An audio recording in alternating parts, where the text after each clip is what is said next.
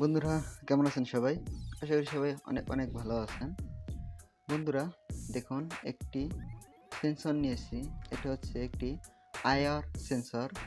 IR sensor দেখুন, একটি আমি আইআর সেন্সর নিয়েছি এবং একটি নিয়েছি এলইডি বাল্ব। দেখুন, এই এলইডি বাল্ব দিয়ে এবং এই আইআর সেন্সর দিয়ে আজকে একটি রিমোট টেস্টার তৈরি করে দেখাবো।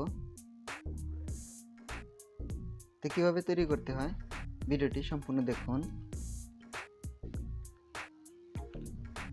প্রথমে আমাদেরকে এআইআর সেন্সরটি এভাবে লাগিয়ে দিতে হবে।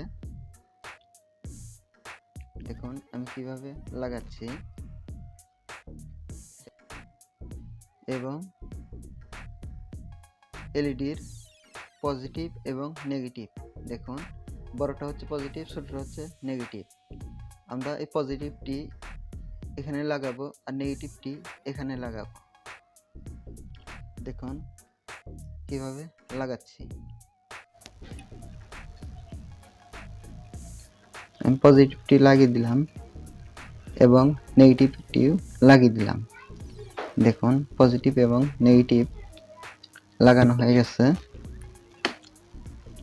এখন আমাদের এরকম একটি মোবাইল ফোনের ব্যাটারি নিতে হবে। দেখুন মোবাইল ফোনের ব্যাটারির সাথে আমি দুটি তার লাগিয়ে নিয়েছি, নেগেটিভ এবং পজিটিভ। আমরা ব্যাটারির নেগেটিভটি মাঝখানে দেব।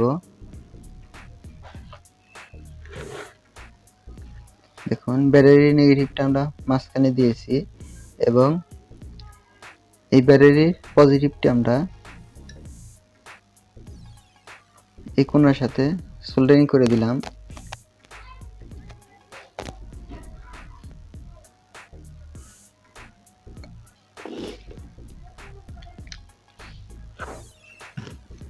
দেখুন কানেকশন কিন্তু একদম সহজ একটি কানেকশন,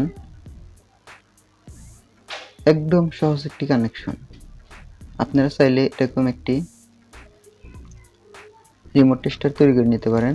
এখন আমরা এই রিমোটটাকে টেস্ট করে দেখব যে আমাদের এই রিমোটটি ভালো আছে কিনা।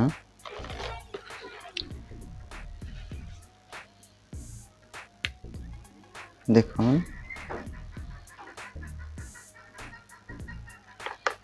আমরা লাইটের আলো কমিয়ে দিচ্ছি, আমাদের এই ইন্ডিকেটর বাল্বটি জ্বলছে। আমি একটু আরো আলো দিচ্ছি। দেখুন